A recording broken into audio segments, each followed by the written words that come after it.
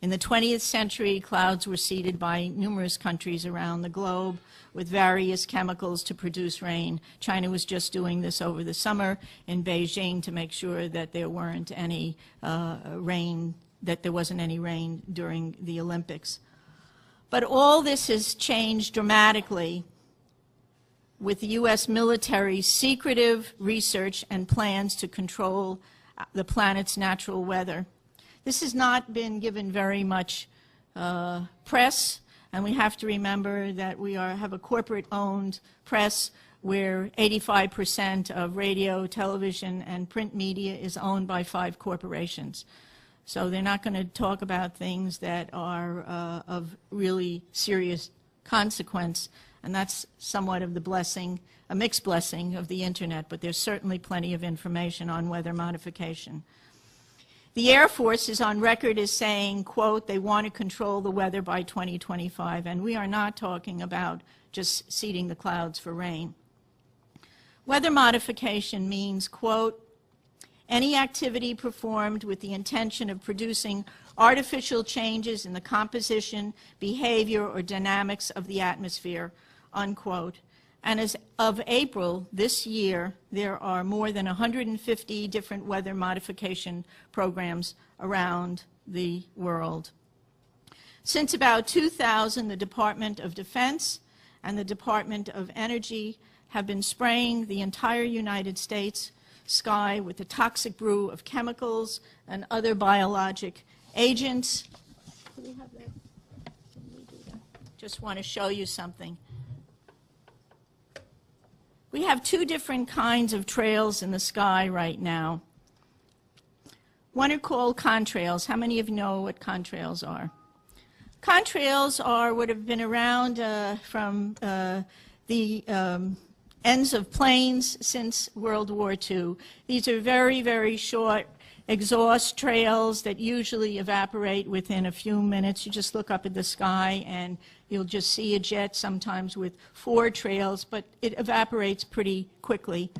How many of you know what chemtrails are? Nobody. The military and some commercial planes are spraying us with what are called chemtrails. I want you to look at the, and oftentimes before there's a weather front, there are heavy assaults from these planes just before a weather front is changed and comes in. Military and some commercial jets have been fitted with huge barrels of at least 49 different kinds of documented chemical poisons. Among other documented ingredients in this toxic man-made clouds are pathogenic molds, fungi, weaponized viruses, and made in some places like the secret site at Fort Detrick, Maryland, which is supposed to be a cancer site, but there are a number of scholars and professors tracking this that have big questions about this. Barium and nanoaluminum particles. What do these do to the human body? Barium is an alkaline earth mineral. It was discovered in 1774.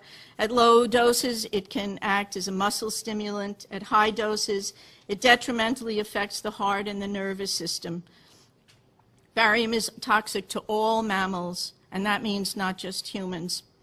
Aluminum, which is the most abundant metal in the Earth's crust, is known to diminish kidney function and destroy brain cells and cognitive function. Just think about it. Just between the aluminum and the mercury that we're breathing all the time, we've got already a serious issue about brain function and cognitive function.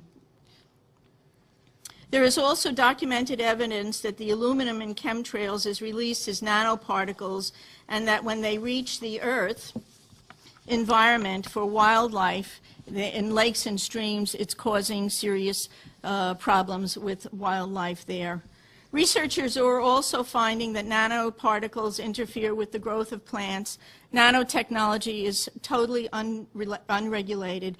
Just this past month, a new research report came out showing and documenting for the first time that these nanoparticles actually go through the skin.